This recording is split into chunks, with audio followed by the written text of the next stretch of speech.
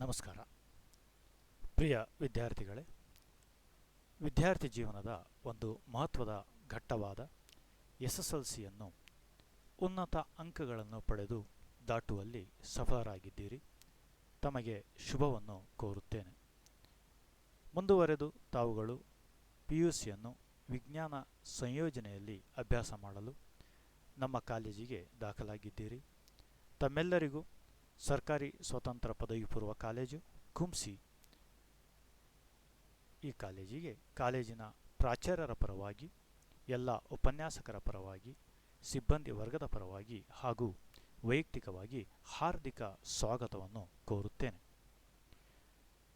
ವಿದ್ಯಾರ್ಥಿಗಳೇ, ಪ್ರಥಮ PUCಯ ಭೌತಶಾಸ್ತ್ರ ವಿಷಯವನ್ನು ಅಭ್ಯಾಸ ಮಾಡುವ ಮುನ್ನ ಪ್ರೌಢಶಾಲೆಯ ವಿಜ್ಞಾನ ವಿಷಯದಲ್ಲಿ ಓದಿದ ಭೌತಶಾಸ್ತ್ರದ ಅಧ್ಯಾಯಗಳನ್ನು ಹಾಗೂ ಪ್ರಮುಖ ಅಂಶಗಳನ್ನು ನೆನಪಿಸಿಕೊಳ್ಳೋಣ. ನಾವು ಅಭ್ಯಾಸ ಮಾಡಿರುವಂತಹ ಭೌತಶಾಸ್ತ್ರದ ಅಧ್ಯಾಯಗಳು PUCಯಲ್ಲೂ ಕೂಡ ಸಹ ಮುಂದುವರಿಯುತ್ತವೆ. ಅದೇ ವಿಷಯಗಳನ್ನು ಇಲ್ಲಿ ನಾವು ಸ್ವಲ್ಪ ದೀರ್ಘವಾಗಿ ಗಣಿತೀಯ ಹಿನ್ನೆಲೆಯಲ್ಲಿ ನಾವು ಅಭ್ಯಾಸ ಮಾಡ್ತೀವಿ. ಅವುಗಳು ನಾವು ಏನೇನು ಓದಿದ್ದೀವಿ ಪ್ರೌಢಶಾಲೆಯಲ್ಲಿ ಅವುಗಳನ್ನು ನೆನಪಿಸ್ಕೊಳ್ತಾ, ಇಲ್ಲಿ ಯಾವ ಅಧ್ಯಾಯಗಳನ್ನು ಓದಿರ್ತೀವಿ ಅವುಗಳನ್ನು ಕೂಡ ಪರಿಚಯ ಮಾಡಿಕೊಂಡು ನಾವು ಈ ಒಂದು ಸೇತುಬಂಧವನ್ನು ಮುಂದುವರಿಸೋಣ. ಒಂದು ಬ್ರಿಡ್ಜನ್ನು SLC ಹಾಗೂ PUCಯ ನಡುವೆ ಒಂದು ಬ್ರಿಡ್ಜನ್ನು ಸಿದ್ಧಪಡಿಸ್ಕೊಳ್ಳೋಣ. ಈ ಅಂಗವಾಗಿ ನಾವು ಈ ದಿವಸ ಈ ಮೊದಲನೆಯ ಒಂದು ಸೆಷನಲ್ಲಿ ಕೆಲವು ಪಾಠಗಳ ಪರಿಚಯವನ್ನು ನೆನಪು ಮಾಡಿಕೊಳ್ಳೋಣ.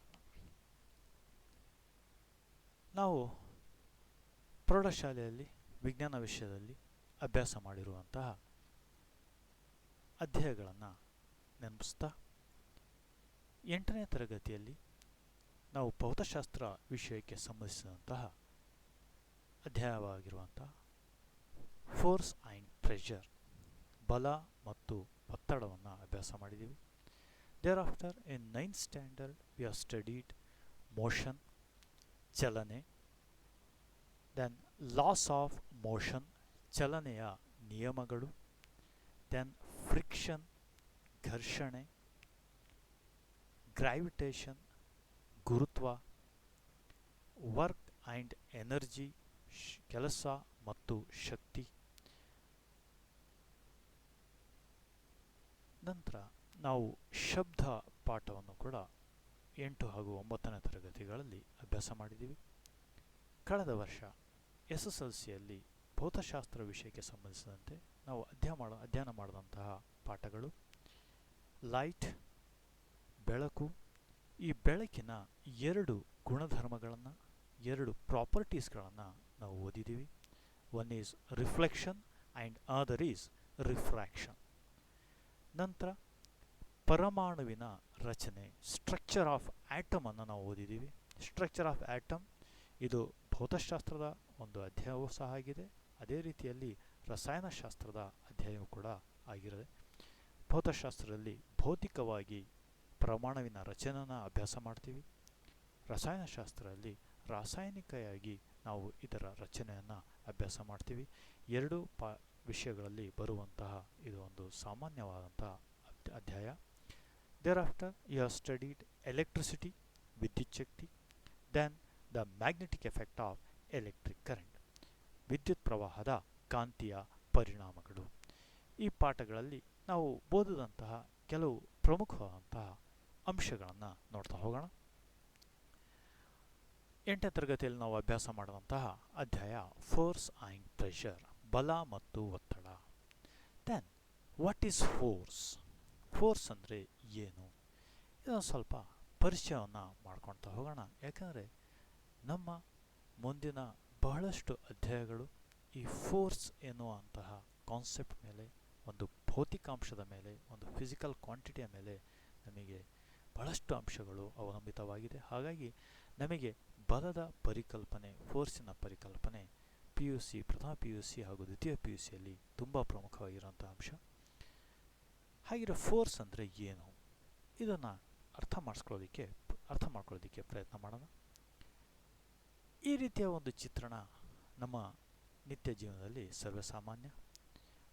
ಒಂದು ವಾಹನವನ್ನು ತಳ್ಳುವಂತಹ ಪ್ರಸಂಗ. ಇಲ್ಲಿ ಆ ತಳ್ತಾ ಇರುವಂಥ ವ್ಯಕ್ತಿ ಏನು ಮಾಡೋದಕ್ಕೆ ಪ್ರಯತ್ನ ಮಾಡ್ತೀಯಾನೆ? ಒಂದು ನಿಂತ ವಾಹನವನ್ನು ಚಲನೆಗೆ ಒಳಪಡಿಸೋದಕ್ಕೋಸ್ಕರ ಅವನು ಪ್ರಯತ್ನವನ್ನು ಮಾಡ್ತಾ ಇದ್ದಾನೆ. ಅಂದರೆ ಒಂದು ವಸ್ತುವಿನ ಸ್ಥಿತಿಯನ್ನು, ಸ್ಟೇಟನ್ನು ಚೇಂಜ್ ಮಾಡೋದಕ್ಕೋಸ್ಕರ ಪ್ರಯತ್ನವನ್ನು ಮಾಡ್ತಾನೆ. He is trying to change the state of an vehicle. ಆ ಸ್ಥಿತಿಯನ್ನು ಬದಲಾವಣೆ ಮಾಡೋದಕ್ಕೋಸ್ಕರ ಅವನು ಒಂದು ಭೌತಿಕಾಂಶವನ್ನು ಬಳಸ್ತಾನೆ. ಆ ಭೌತಿಕಾಂಶವೇ ನಮಗೆ ಬಲ ಆಗಿದೆ. That physical quantity what the person is using to change the state of that vehicle, that physical quantity we term it as force. ಈ ರೀತಿಯ ಒಂದು ಅಂಶವನ್ನು ನಾವು ನಮ್ಮ ನಿತ್ಯ ಜೀವನದಲ್ಲಿ ನೋಡ್ತಾ ಹೋಗ್ತೀವಿ. ಇನ್ನು ಉದಾಹರಣೆಗಳನ್ನು ನೋಡೋದಾದರೆ ಈ ರೀತಿಯ ಒಂದು ಪ್ರಸಂಗವನ್ನು ಕೂಡ ನಮ್ಮ ನಿತ್ಯ ಜೀವನದಲ್ಲಿ ನೋಡ್ತೀವಿ. ಒಂದು ವಸ್ತುವಿನ ಅಥವಾ ಒಂದು ಪ್ರಾಣಿಯಾಗಿರ್ಬೋದು, ಅದರ ಸ್ಥಿತಿಯನ್ನು ಬದಲಾವಣೆ ಮಾಡೋದಕ್ಕೋಸ್ಕರ ನಾವು ಬಳಸುವಂತಹ ಒಂದು ಭೌತಿಕಾಂಶವೇ ಬಲ ಆಗಿದೆ. ಅಥವಾ ಇನ್ನು ನಮ್ಮ ನಿತ್ಯ ಜೀವನದಲ್ಲಿ ಈ ರೀತಿಯ ಒಂದು ಪ್ರಸಂಗ ನೋಡ್ತೀವಿ. ಒಂದು ವಸ್ತುವನ್ನು ಒಂದು ಕಡೆಯಿಂದ ಮತ್ತೊಂದು ಕಡೆಗೆ ತಾಳಬೇಕಿದ್ರೂ, ಅದರ ಸ್ಥಿತಿಯನ್ನು ಬದಲಾವಣೆ ಮಾಡಬೇಕಿದ್ರೂ ನಾವು ಬಲದ ಪ್ರಯೋಗವನ್ನು ಮಾಡ್ತೀವಿ. ಇನ್ನು ನಮ್ಮ ಬಾಲ್ಯದ ಜೀವನವನ್ನು ನೆನಪು ಮಾಡ್ಕೊಳ್ಳೋಣ. ಒಂದು ಚಕ್ರವನ್ನು ಕೊಲ್ಲಿನಿಂದ ಆಟಾಡುವಂತಹ ಪ್ರಸಂಗ ಆಗಿರ್ಬೋದು. ಇಲ್ಲಿ ಆ ಒಂದು ಚಕ್ರವನ್ನು ನಿರಂತರವಾಗಿ ಚಲನೆಗೆ ಒಳಪಡಿಸುವಲ್ಲಿ ನಮಗೆ ಅಲ್ಲಿ ಬಲದ ಪ್ರಯೋಗ ಬೇಕಾಗತ್ತೆ. ಅದರ ದಿಕ್ಕನ್ನು ಬದಲಾವಣೆ ಮಾಡೋದರಲ್ಲಿ ಬಲದ ಪ್ರಯೋಗ ಬೇಕಾಗತ್ತೆ. ಇನ್ನು ನಾವು ಸೈಕಲನ್ನು ಚಲಿಸ್ತಾ ಇರ್ಬೋದು. ಆ ಸೈಕಲನ್ನು ಹೊಡೆಯುವಾಗನೂ ಕೂಡ ಅದರ ಸ್ಥಿತಿಯನ್ನು ಬದಲಾವಣೆ ಮಾಡುವಾಗ ನಮಗೆ ಬಲದ ಅವಶ್ಯಕತೆ ಇರುತ್ತೆ. ಅಂದರೆ ಒಂದು ವಸ್ತುವಿನ ಸ್ಥಿತಿ ಅಥವಾ ಅದರ ದಿಕ್ಕನ್ನು ಬದಲಾವಣೆ ಮಾಡೋದರಲ್ಲಿ ನಮಗೆ ಬಲದ ಪ್ರಯೋಗವಾಗುತ್ತೆ. ಅದೇ ರೀತಿಯಲ್ಲಿ ಒಂದು ಚಲಿಸ್ತಾ ಇರುವಂತಹ ವಸ್ತು, ಕಲ್ಪನೆ ಮಾಡಿ ಒಂದು ಚೆಂಡು ನಮ್ಮ ಕಡೆ ಬರ್ತಾ ಇದೆ. Now I want to catch that ball. ಆ ಚೆಂಡನ್ನು ನಾನು ಹಿಡಿಬೇಕಾಗಿದೆ ಅಥವಾ ಚೆಂಡನ್ನು ವೇಗವನ್ನು ನಿಯಂತ್ರಣ ಮಾಡಬೇಕಾಗಿದೆ. ಆ ಚೆಂಡನ್ನು ನಿಲ್ಲಿಸಬೇಕಾದ್ರೂ ಕೂಡ ನಾನು ಒಂದು ಭೌತಿಕಾಂಶವನ್ನು ಬಳಕೆ ಮಾಡ್ತೀನಿ. ಆ ಭೌತಿಕಾಂಶವೇ ಬಲ ಆಗಿದೆ. That is to stop the ball we are using a physical quantity. That physical quantity we are terming it as force. ಹಾಗೆಯೇ ನಾವು ಬಲವನ್ನು ಯಾವ ರೀತಿ ವ್ಯಾಖ್ಯಾನಿಸ್ಬೋದು? ಬಲವನ್ನು ವ್ಯಾಖ್ಯಾನಿಸುವ ಮುಂಚೆ ಸ್ವಲ್ಪ ಸ್ಟೇಟ್ ಆಫ್ ಮೋಷನ್, ಇದ್ರ ಕಡೆಗೆ ಚೇಂಜ್ ಆಫ್ ಸ್ಟೇಟ್ ಕಡೆ ಒಂಚೂರು ನೆನ್ಪು ಮಾಡ್ಕೊಳ್ಳೋಣ. A change in either the speed of an object or its direction of motion or both is described as change in its state of motion. ವಸ್ತುವಿನ ಸ್ಥಿತಿಯಲ್ಲಿ ಆಗುವಂಥ ಬದಲಾವಣೆ. ಸ್ಥಿತಿಯಲ್ಲಿ ಬದಲಾವಣೆ ಅಂದಾಗ ಸ್ಥಿರವಾದಂತಹ ವಸ್ತು ಚಲನೆಗೆ ಒಳಪಡಬಹುದು, ಚಲಿಸ್ತಾ ಇರುವಂಥ ವಸ್ತು ಸ್ಥಿರತೆಗೆ ಬರಬಹುದು. The object which is at rest undergoes in to motion or the object which is under motion comes to rest. ಎರಡು ಸಂದರ್ಭ ಆಗಿರ್ಬೋದು. ಅದರ ಜೊತೆಗೆ ಒಂದು ವಸ್ತು ಚಲನೆಯಲ್ಲಿದ್ದಾಗ ಅದರ ದಿಕ್ಕನ್ನು ಬದಲಾಯಿಸುವಂಥ ಪ್ರಸಂಗ ಆಗಿರ್ಬೋದು. ಇವೆಲ್ಲವೂ ಕೂಡ change in its state of motion ಅಂತ ಕರಿತೀವಿ. ಈ ಚೇಂಜಸ್ಸನ್ನು ಒಳಪಡಿಸುವಂತಹ ಭೌತಿಕಾಂಶವೇ ಬಲವಾಗಿದೆ. A force may bring a change in the state of motion. ಇದನ್ನು ನೀವು 8ನೇ ತರಗತಿಯಲ್ಲಿ ಅಭ್ಯಾಸ ಮಾಡಿದ್ದೀರ. ನಂತರ ಅಲ್ಲಿ ನಾವು ಮತ್ತೊಂದು ಪ್ರಮುಖವಾದಂತಹ ಬಲವನ್ನು ಅಳೆಯುವಂತಹ SI ಮೂಲಮಾನವನ್ನು ನಾವು ಅಭ್ಯಾಸ ಮಾಡಿದ್ದೀವಿ. ಇನ್ನು SI ಮೂಲಮಾನ ಇದರ ಬಗ್ಗೆ ಇನ್ನೂ ಸುದೀರ್ಘವಾಗಿ ನಾವು ಅಭ್ಯಾಸ ಮುಂದೆ ಮಾಡಲಿದ್ದೇವೆ. ಆದರೆ ಈ ಬಲದ ಒಂದು SI ಮೂಲಮಾನ ಏನಿದೆಯೋ ಇದು ನಮಗೆ 2 ವರ್ಷಗಳ ಕಾಲ ಬಹಳಷ್ಟು ಅಧ್ಯಾಯಗಳಲ್ಲಿ ಬೇಕಾಗುವಂಥ ಒಂದು ಮೂಲಮಾನ. ಬಲದ SI ಮೂಲಮಾನವು ನ್ಯೂಟನ್ ಆಗಿದೆ. Newton is the SI unit of force. ವಿದ್ಯಾರ್ಥಿಗಳೇ, ಅದೇ ಅಧ್ಯಾಯದಲ್ಲಿ ನೀವು ಪ್ರೆಷರ್, ಒತ್ತಡ ಎನ್ನುವಂತಹ ಅಂಶವನ್ನು ಕೂಡ ಅಭ್ಯಾಸವನ್ನು ಮಾಡಿದ್ದೀರಾ. ಹಾಗೆಯೇ ಪ್ರೆಷರ್ ಅಥವಾ ಒತ್ತಡ ಅಂದರೆ ಏನು? ಒಂದು ಏಕಮಾನ ಚದರ ಮೀಟರ್ ಸಮತಲದ ಮೇಲೆ ಬೀಳ್ತಾ ಇರುವಂತಹ ಬಲವನ್ನು ನಾವು ಪ್ರೆಷರ್ ಅಂತೀವಿ. What is pressure? It is the force acting on on 9ನೇ ತರಗತಿಯಲ್ಲಿ ನಾವು ಭೌತಶಾಸ್ತ್ರದ ಒಂದು ಪ್ರಮುಖವಾದ ಅಧ್ಯಾಯ ಚಲನೆ ಈ ಒಂದು ಅಭ್ಯಾಸ ಮಾಡಿದ್ದೀವಿ. ಕ್ಲಾಸಿಕಲ್ ಫಿಸಿಕ್ಸಿನ ತುಂಬ ಪ್ರಮುಖವಾದಂತಹ ಒಂದು ಭಾಗ ಮೆಕ್ಯಾನಿಕ್ಸ್, ಚಲನಶಾಸ್ತ್ರ. ಈ ಒಂದು ಅಂಶ ಯಾವುದೇ ಭೌತಶಾಸ್ತ್ರನ ಓದುವಂಥ ವಿದ್ಯಾರ್ಥಿಗೆ ಪ್ರಾರಂಭಿಕವಾದಂತಹ ಹಂತ ಇದು. ಈ ಒಂದು ಪಾಠವನ್ನು ನಾವು ಮತ್ತೊಮ್ಮೆ ಪ್ರಥಮ PUCಯಲ್ಲೂ ಸಹ ಅಭ್ಯಾಸ ಮಾಡಲಿದ್ದೀವಿ. 9ನೇ ತರಗತಿಯಲ್ಲಿ ನಾವು ಏನು ಅಭ್ಯಾಸ ಮಾಡಿದ್ದೀವಿ ಅನ್ನೋದನ್ನು ಸ್ವಲ್ಪ ನೆನಪು ಮಾಡ್ಕೊಳ್ತಾ ಹೋಗೋಣ. ಈ ಪಾಠದಲ್ಲಿ ನಾವು ಅಭ್ಯಾಸ ಮಾಡಿದಂತಹ ಅಂಶಗಳು ಏನೇನು. ಮೊದಲನೇದಾಗಿ ಚಲನೆ ಅಂದರೆ ಏನು ಅನ್ನೋದ್ರ ಬಗ್ಗೆ ನಾವು ತಿಳ್ಕೊಳ್ಳೋದಕ್ಕೆ ಪ್ರಯತ್ನ ಮಾಡಿದ್ದೀವಿ. ಚಲನೆಯನ್ನು ತಿಳ್ಕೊಬೇಕಿದ್ರೆ ನಮಗೆ ಮುಖ್ಯವಾಗಿ ಬೇಕಾಗುವಂಥದ್ದು ಸ್ಥಿರತೆಯನ್ನು ತಿಳ್ಕೊಬೇಕು, ಸ್ಥಿರತೆಯನ್ನು ಅರ್ಥ ಮಾಡ್ಕೋಬೇಕು. ಸ್ಟ್ಯಾಟಿಕ್ ಅಥವಾ ಒಂದು ವಸ್ತು ರೆಸ್ಟಲ್ಲಿದೆ ಅಂದರೆ ಅರ್ಥ ಏನು, ಸ್ಥಿರವಾಗಿದೆ ಅಂದರೆ ಅರ್ಥ ಏನು. ಸಮಯದಲ್ಲಿ ಬದಲಾವಣೆ ಆಗ್ತಾ ಇದ್ರೂ ಸಹ ಆ ವಸ್ತು ತನ್ನ ಸ್ಥಿತಿಯನ್ನು ಬದಲಾಯಿಸಿಕೊಂಡಲ್ಲಿಲ್ಲದಿದ್ದಲ್ಲಿ ಸ್ಥಿರತೆಯಲ್ಲೇ ಇದೆ, ತನ್ನ ಸ್ಥಿತಿ ಬದಲಾವಣೆ ಆಗ್ತಾ ಇಲ್ಲ. Its position is same even with the change with respect to time. ಆ ಒಂದು ಅಂಶವನ್ನು, ಆ ಒಂದು ಸ್ಥಿತಿಯನ್ನು ನಾವು ರೆಸ್ಟ್, ಸ್ಥಿರತೆ ಅಂತ ಕರಿತೀವಿ. ಸ್ಥಿರತೆಯನ್ನು ಅರ್ಥ ಮಾಡಿಕೊಂಡಾಗ ನಾವು ಚಲನೆಯ ಕಲ್ಪನೆ ಸರಿಯಾಗತ್ತೆ. ಅಂದರೆ ಸಮಯಕ್ಕೆ ತಕ್ಕಂಗೆ ಒಂದು ವಸ್ತು ತನ್ನ ಸ್ಥಿತಿಯನ್ನು ಬದಲಾಯಿಸ್ಕೊಳ್ತಾ ಇದೆ. ಆ ಸ್ಥಿತಿ ಯಾವುದೇ ರೀತಿ ಇರ್ಬೋದು, ಒಂದು ಕಡೆಯಿಂದ ಮತ್ತೊಂದು ಕಡೆ ಹೋಗೋದಾಗಿರ್ಬೋದು, ಅಥವಾ ನಿಂತಲ್ಲೇ ಭ್ರಮಣೆ ಆಗ್ತಿರ್ಬೋದು, ಅಥವಾ ಒಂದು ಕಲ್ಲಿಗೆ ದಾರವನ್ನು ಕಟ್ಟಿ ತಿರುಗಿಸಿದಾಗ ನಿರಂತರವಾಗಿ ಒಂದೇ ಪಥದಲ್ಲಿ ಚಲಿಸ್ತಾ ಇರ್ಬೋದು, ಅಥವಾ ನಾವು ಆಡುವಂತಹ ಜೋಕಾಲಿ ಆಗಿರಬಹುದು, ಒಂದು ಕಡೆಯಿಂದ ಮತ್ತೊಂದು ಕಡೆಗೆ ಸ್ವಿಂಗನ್ನು ತಗೊಳ್ತೀವಿ, ಅಥವಾ ಬುಗುರಿ ಆಟದ ಬುಗುರಿ ತಿರುಗುವಂತಹ ಭ್ರಮಣೆ ಇರಬಹುದು. ಇವೆಲ್ಲವೂ ಕೂಡ ಚಲನೆ, ಅಂದರೆ ಸಮಯಕ್ಕೆ ತಕ್ಕಂತೆ ಅದರ ಸ್ಥಿತಿಯಲ್ಲಿ ಬದಲಾವಣೆ ಆಗುವಂಥದ್ದು. ಆ ಚಲನೆಯನ್ನು ನಾವು ಅಭ್ಯಾಸ ಮಾಡುವಾಗ ನಮಗೆ ಸಮಯದ ಕಲ್ಪನೆ ತುಂಬ ಮುಖ್ಯ. ಸಮಯದಲ್ಲಿ ಆದಂಥ ಬದಲಾವಣೆಗೆ ತಕ್ಕಂತೆ ಒಂದು ವಸ್ತುವಿನ ಸ್ಥಿತಿಯಲ್ಲಿ ಬದಲಾವಣೆ ಉಂಟಾದಾಗ ಆ ಒಂದು ಅಂಶವನ್ನು ನಾವು ಚಲನೆ ಅಂತ ಡಿಫೈನ್ ಮಾಡ್ತೀವಿ. ಈ ಒಂದು ಪಾಠದಲ್ಲಿ ನಾವು ಅಭ್ಯಾಸ ಮಾಡಿದಂತಹ ಇನ್ನು ಇತರೆ ಅಂಶಗಳು ಏನು. ನಾವು ಚಲನೆಯ ವಿಧಗಳನ್ನು ಇಲ್ಲಿ ಅಭ್ಯಾಸ ಮಾಡಿದ್ದೀವಿ. ಅದರಲ್ಲಿ ಒಂದು ವಿಧವನ್ನು ಮಾತ್ರ ನಾವು ಓದೋದಕ್ಕೆ ಪ್ರಯತ್ನ ಮಾಡಿದ್ದೀವಿ. Motion along A straight line, ಸರಳ ರೇಖಾಗತ ಚಲನೆ ಅಥವಾ ಸರಳ ರೇಖಾ ಚಲನೆ ಅಂತ ಕರಿತೀವಿ. ಈ ಒಂದು ಚಲನೆಯಲ್ಲಿ ಒಂದು ವಸ್ತು ಒಂದೇ ದಿಕ್ಕಿನಲ್ಲಿ ಚಲಿಸುತ್ತೆ. ಇನ್ನು ಉಳಿದಂತಹ ವಿಧದ ಚಲನೆಗಳನ್ನು ನಾವು ಪ್ರಥಮ PUCಯಲ್ಲಿ ಅಭ್ಯಾಸ ಮಾಡ್ತೀವಿ.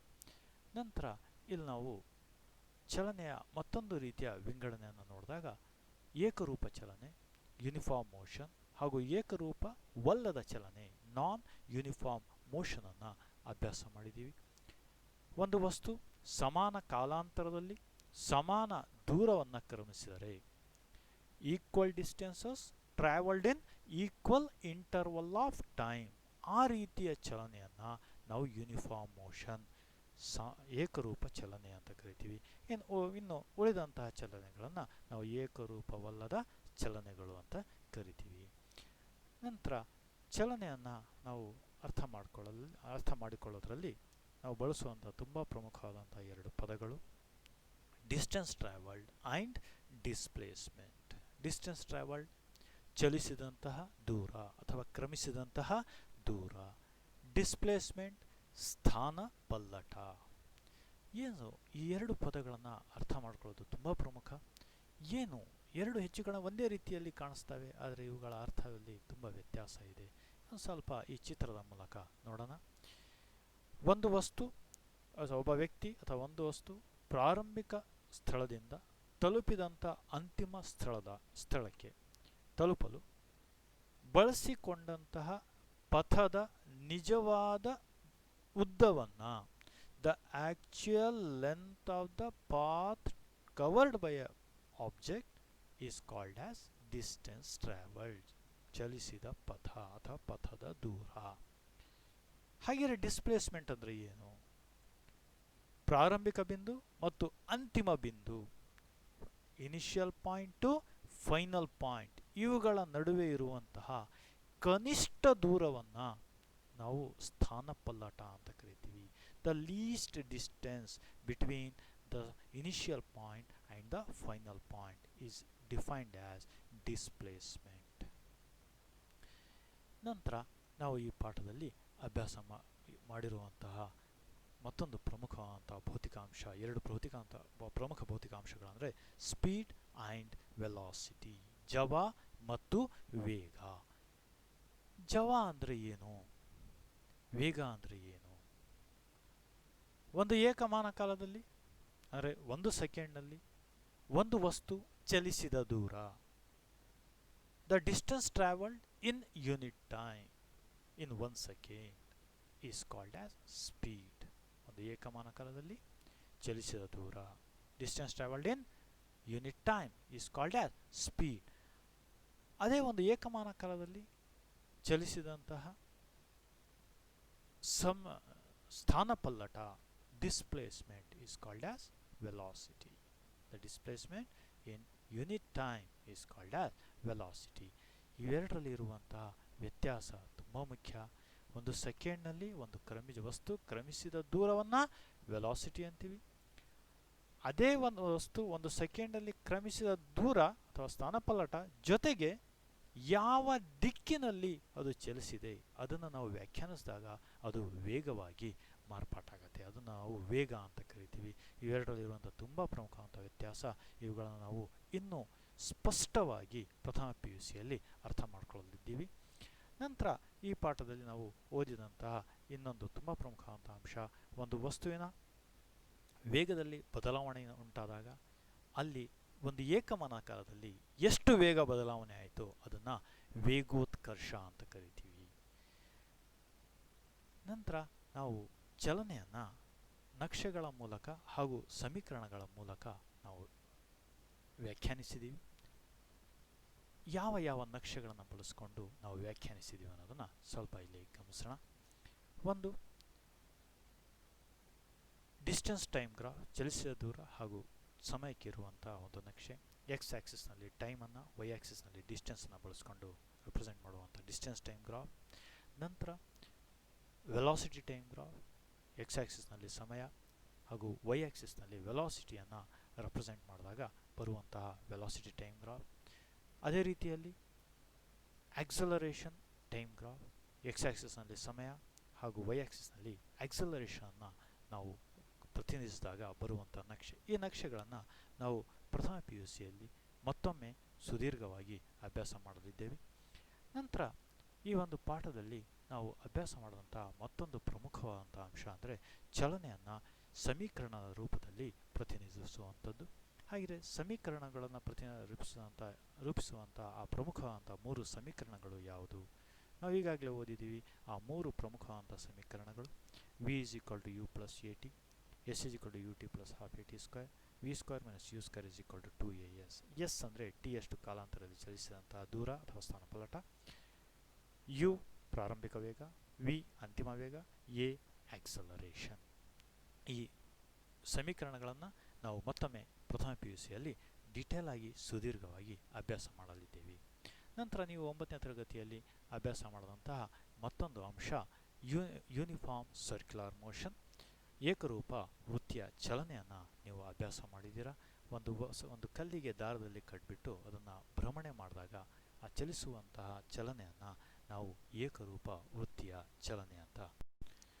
ಮುಂದಿನ ಅಧ್ಯಾಯದಲ್ಲಿ ನೀವು ಚಲನೆಯ ನಿಯಮಗಳು, ಭೌತಶಾಸ್ತ್ರದ ಚಲನಾಶಾಸ್ತ್ರದ ಅತ್ಯಂತ ಪ್ರಮುಖವಾದಂಥ ನಿಯಮಗಳು, ಚಲನೆಯ ನಿಯಮಗಳು, ಲಾಸ್ ಆಫ್ ಮೋಷನನ್ನು ಓದಿದ್ದೀರಾ. ಈ ನಿಯಮಗಳನ್ನು ಭೌತಶಾಸ್ತ್ರದ ಪ್ರಮುಖವಾದಂಥ ವಿಜ್ಞಾನಿ ಸರ್ ಐಸಾಕ್ ನ್ಯೂಟನ್ ಅವರು ನಿರೂಪಿಸಿದ್ದಾರೆ. ಹಾಗಾಗಿ ಈ ನಿಯಮಗಳನ್ನು ನ್ಯೂಟನ್ಸ್ ಲಾಸ್ ಆಫ್ ಮೋಷನ್ ಅಂತಲೂ ಕೂಡ ನಾವು ಕರಿತೀವಿ. ಇವುಗಳನ್ನು ನೀವು ಅಭ್ಯಾಸ ಮಾಡಿದ್ದೀರಾ. ಈ ಒಂದು ಪಾಠದಲ್ಲಿ ಪ್ರಾರಂಭದಲ್ಲಿ ನೀವು 2 ವಿಧದ ಬಲಗಳನ್ನು ಅಭ್ಯಾಸ ಮಾಡಿದ್ದೀರಾ. ಸಂತುಲಿತ ಬಲ, ಬ್ಯಾಲೆನ್ಸ್ಡ್ ಫೋರ್ಸ್, ಅಸಂತುಲಿತ ಬಲ, ಅನ್ಬ್ಯಾಲೆನ್ಸ್ಡ್ ಫೋರ್ಸ್ ಅಂತ ಅಭ್ಯಾಸ ಮಾಡಿದ್ದೀರಾ. ಸಂತುಲಿತ ಬಲ ಅಂದರೆ ಏನು? ಒಂದು ವಸ್ತುವಿನ ಮೇಲೆ ಎರಡು ಅಥವಾ ಹೆಚ್ಚಿನ ಬಲಗಳು ಪ್ರಯೋಗವಾದಾಗ ಆ ವಸ್ತು ಸ್ಥಿರವಾಗಿರಬೇಕು, ಚಲನೆಗೆ ಒಳಪಡಬಾರದು. ಉದಾಹರಣೆಗೆ ಒಂದು ಚೆಂಡಿನ ಮೇಲೆ ಬೀಳ್ತಾ ಇರುವಂಥ ಬಲಗಳನ್ನು ನೋಡ್ಬೋದು. ಅದೇ ರೀತಿ ಒಂದು ವಸ್ತುವನ್ನು ಎರಡು ಕಡೆಯಿಂದ ಎಕ್ಸ್ ಮತ್ತು ವೈ ಆಕ್ಸಿಸ್ನಲ್ಲಿ ದಾರವನ್ನು ಕಟ್ಟಿ ಎಳೆದಾಗ ಆ ವಸ್ತು ಅಥವಾ ಚೆಂಡು ಚಲನೆಗೆ ಒಳಪಡದೇ ಇದ್ದರೆ ಆ ಒಟ್ಟು ಬಲಗಳನ್ನು ನಾವು ಬ್ಯಾಲೆನ್ಸ್ಡ್ ಫೋರ್ಸಸ್ ಅಂತ ಕರಿತೀವಿ, ಸಂತುಲಿತ ಬಲಗಳು ಅಂತ ಕರಿತೀವಿ. ಸಂತುಲಿತ ಬಲಗಳು ಪ್ರಯೋಗವಾದಾಗ ವಸ್ತು ಚಲನೆಗೆ ಒಳಪಡೋದಿಲ್ಲ. ನಾವು ಪ್ರಾರಂಭದಲ್ಲಿ ಓದಿದ್ವಿ, ಒಂದು ವಸ್ತು ಚಲನೆಗೆ ಒಳಪಡಬೇಕಂದ್ರೆ ಅದರ ಮೇಲೆ ಬಲಪ್ರಯೋಗ ಆಗಬೇಕು. ಇಲ್ಲಿ ನಾವು ನೋಡ್ತಾ ಇದ್ದೀವಿ, ಬಲಪ್ರಯೋಗ ಆಗಿಯೂ ಕೂಡ ವಸ್ತು ಚಲನೆಗೆ ಒಳಪಡಲಿಲ್ಲ ಅಂದರೆ ಆ ರೀತಿಯ ಬಲಗಳನ್ನು ನಾವು ಸಂತುಲಿತ ಬಲಗಳು ಅಂತ ಕರಿತೀವಿ. ಅದೇ ಏನಾದರೂ ಬಲಗಳು ಬಿದ್ದು ವಸ್ತು ಚಲನೆಗೆ ಒಳಪಟ್ಟಿದೆ ಅಂದರೆ ಆ ಬಲವನ್ನು ನಾವು ಅಸಂತುಲಿತ ಬಲ ಅಂತ ಕರಿತೀವಿ. ನಂತರ ನಾವು ಚಲನೆಯ ನಿಯಮಗಳನ್ನು ಓದಿದ್ದೀವಿ. ಪ್ರಮುಖವಾದಂತಹ ನಿಯಮಗಳಿವು. ಇದನ್ನು ನೀವು ಓದಿದ್ದೀರಾ, ಮತ್ತೆ ಪ್ರಥಮ PUCಯಲ್ಲಿ ನೀವು ಅಭ್ಯಾಸ ಮಾಡಲಿದ್ದೀರಾ. ಹಾಗೆಯೇ ಇವುಗಳನ್ನು ಸ್ವಲ್ಪ ನೆನಪು ಮಾಡ್ತಾ ಹೋಗೋಣ. ಮೊದಲನೆಯ ನಿಯಮ ನ್ಯೂಟನ್ ವ್ಯಾಖ್ಯಾನಿಸಿದಂಥ ಮೊದಲನೇ ನಿಯಮ. ಈ ನಿಯಮ ಎರಡು ಭೌತಿಕಾಂಶಗಳನ್ನು ನಿರೂಪಿಸುವಂಥದ್ದು. ಒಂದು ಜಡತ್ವ, ಮತ್ತೊಂದು ರಾಶಿ, ಮಾಸ್ ಆ್ಯಂಡ್ ಇನರ್ಷಿಯಾ ಅಂತ ಕರಿತೀವಿ. ಆ ಮಾಸ್ ಮತ್ತು ಇನರ್ಷಿಯಾಗಳನ್ನು ನಾವು PUCಯಲ್ಲಿ ಮತ್ತೆ ಸುದೀರ್ಘವಾಗಿ ಅಭ್ಯಾಸ ಮಾಡ್ತೀವಿ. ಹಾಗಿದ್ರೆ ನ್ಯೂಟನ್ ತನ್ನ ಮೊದಲನೇ ನಿಯಮದಲ್ಲಿ ಏನನ್ನ ಹೇಳಿದರು? An object remains in a state of rest or of uniform motion in a straight line unless compelled to change that state by an applied force. ಸ್ಥಿತಿ ಬದಲಾವಣೆಗಾಗಿ ಯಾವುದೇ ಬಾಹ್ಯ ಬಲ ಪ್ರಯೋಗವಾಗದ ಹೊರತು ಕಾಯವು ನಿಶ್ಚಲ ಸ್ಥಿತಿಯಲ್ಲಿಯೇ ಅಥವಾ ಸರಳ ರೇಖೆಯಲ್ಲಿ ಏಕರೂಪ ವೇಗದ ಚಲನೆಯಲ್ಲಿಯೇ ಮುಂದುವರಿಯುತ್ತದೆ. ತುಂಬ ಪ್ರಮುಖವಾದಂತಹ ನಿಯಮ. ನಂತರ ನಾವು ನ್ಯೂಟನ್ನ ಎರಡನೆಯ ನಿಯಮವನ್ನು ಅಭ್ಯಾಸ ಮಾಡಿದ್ದೀವಿ.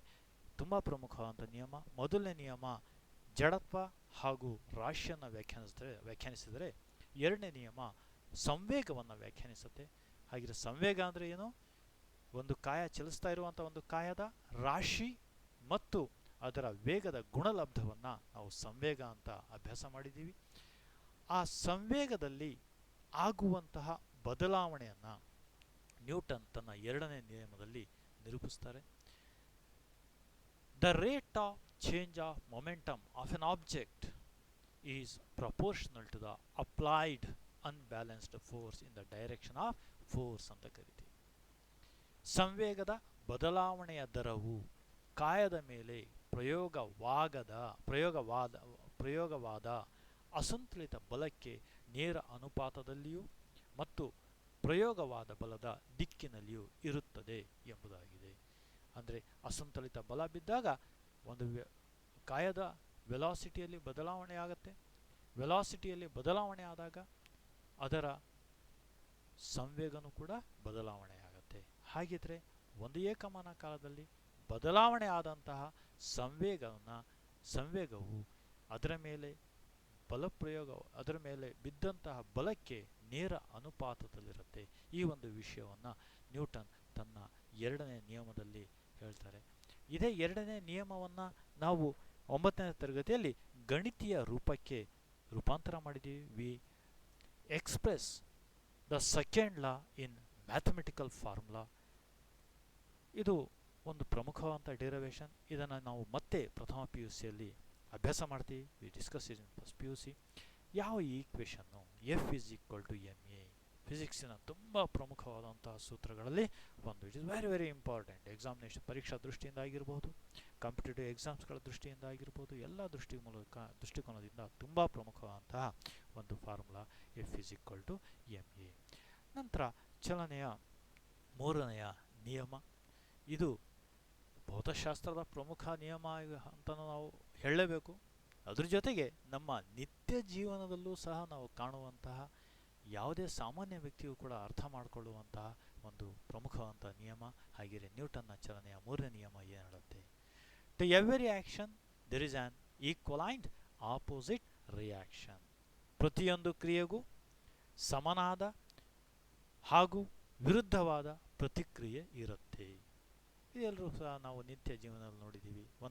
ಒಂದು ಚೆಂಡನ್ನು ಗೋಡೆಗೆ ಹೊಡೆದಾಗ ಅಲ್ಲಿ ಒಂದು ಹೋಗ್ತಾ ಇರುವಾಗ ಒಂದು ಕ್ರಿಯೆ ಆಗುತ್ತೆ, ಗೋಡೆಗೆ ಟಚ್ ಆಗಿ ಅದು ಪ್ರತಿಫಲಿಸುತ್ತೆ, ಅದು ಪ್ರತಿಕ್ರಿಯೆ ಆಗುತ್ತೆ.